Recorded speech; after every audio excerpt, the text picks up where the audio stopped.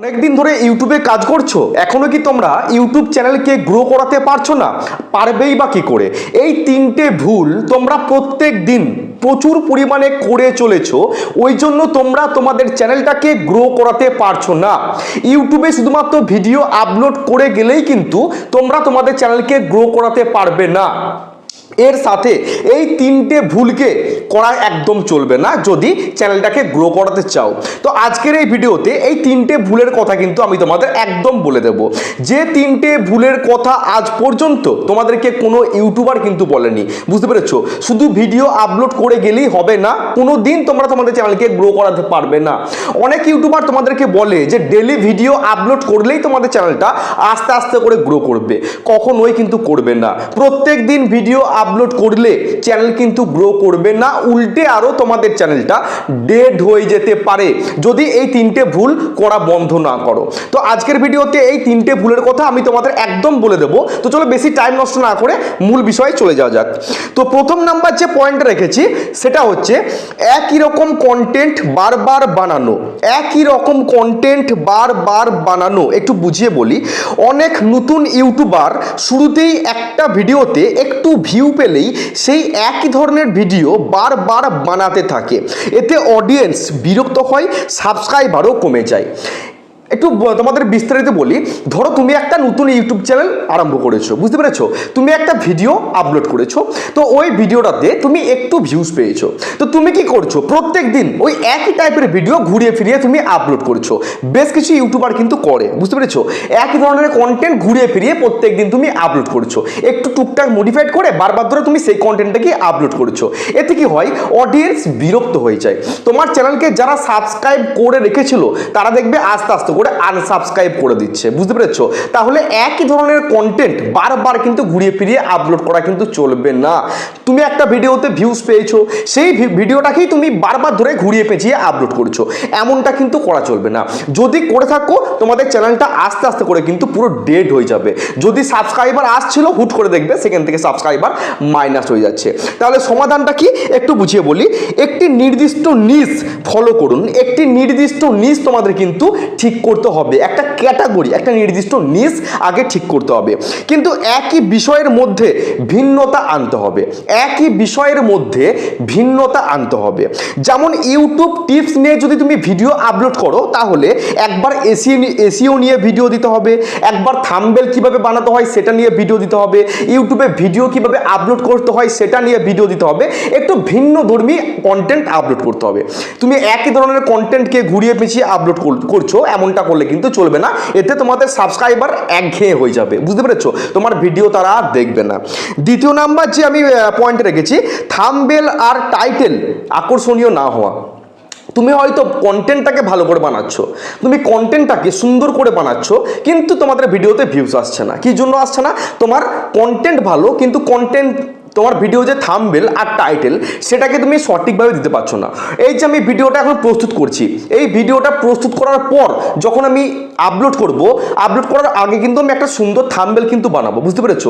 যেটা দেখে মানুষ ভিডিওটাতে ক্লিক করবে, এমন একটা আই ক্যাচি থাম্বনেল আমাকে দিতে হবে। তুমি ধরো এমন একটা থাম্বনেল বানালে যে থাম্বনেলটা দেখতে আকর্ষণীয় নয়, অডিয়েন্স ক্লিক করছে না। ক্লিক যদি ভিডিওতে না পড়ে ভিউজটা আসবে কোত্থেকে?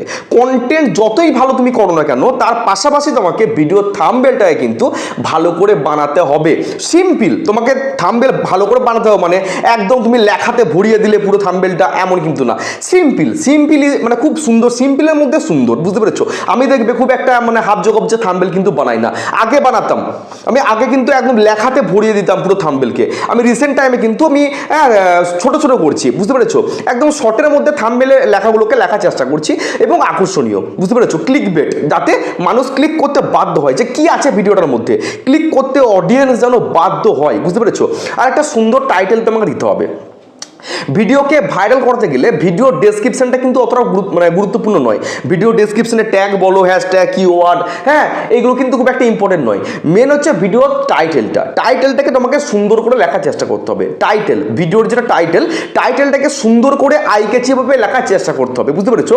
সাপোজ ধরো তুমি দীঘাতে বেড়াতে গেলে তুমি যদি টাইটেলটাকে এমনভাবে লিখো যে দীঘাতে আজকে আমি বেড়াতে গেলাম, তাহলে কিন্তু সেই ভিডিওটাতে ক্লিক পড়বে না। তোমাকে টাইটেলটাকে একটু আকর্ষণীয়ভাবে লিখতে হবে, যে দীঘাতে গিয়ে কি দেখলাম, ছোটোর মধ্যে আকর্ষণীয়। আর থাম্বনেলটাতেও কিন্তু সেম একই লিখতে হবে, যে দীঘায় কি ঘটে গেল আমার সাথে, মানে একটু ক্লিক বেট করতে হবে, বুঝতে পেরেছো?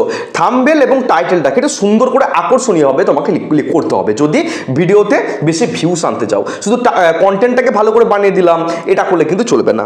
ফাইনাল 3 নাম্বার পয়েন্ট হচ্ছে অডিয়েন্সকে মূল্য না দেওয়া। অডিয়েন্সকে মূল্য না দেওয়া একটু বুঝিয়ে বলি।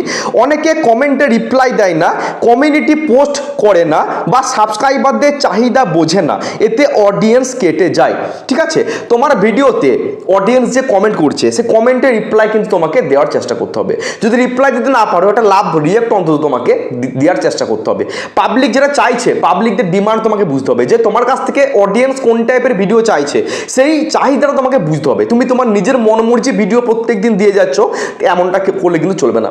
অডিয়েন্স কোন ধরনের ভিডিও দেখতে চাই, তুমি কমিউনিটি পোস্টে তোমাকে জিজ্ঞেস করতে হবে যে কোন ধরনের ভিডিও তোমরা দেখতে চাইছো, কমেন্ট করে জানাও, সেই টাইপের ভিডিও আমি তোমাদের জন্য আপলোড করব। বুঝতে পেরেছো? অডিয়েন্সকে নিজের বন্ধু বানিয়ে নিতে হবে।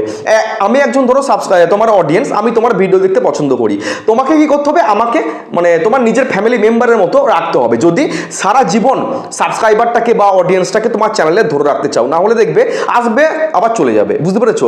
এরকম করলে কিন্তু চলবে না। কমেন্টে রিপ্লাই দিতে হবে, সপ্তাহে একদিন করে লাইভে আসতে হবে, কমিউনিটি পোস্ট করতে হবে, অডিয়েন্স কি চাইছে সেটা তোমাকে জিজ্ঞেস করতে হবে, যে ভিডিওটা কেমন লাগলো বা কোন টাইপের ভিডিও তোমাদের লাগবে একটু জিজ্ঞেস করতে হবে। সেই মতো তোমাকে কাজকর্ম কিন্তু করতে হবে।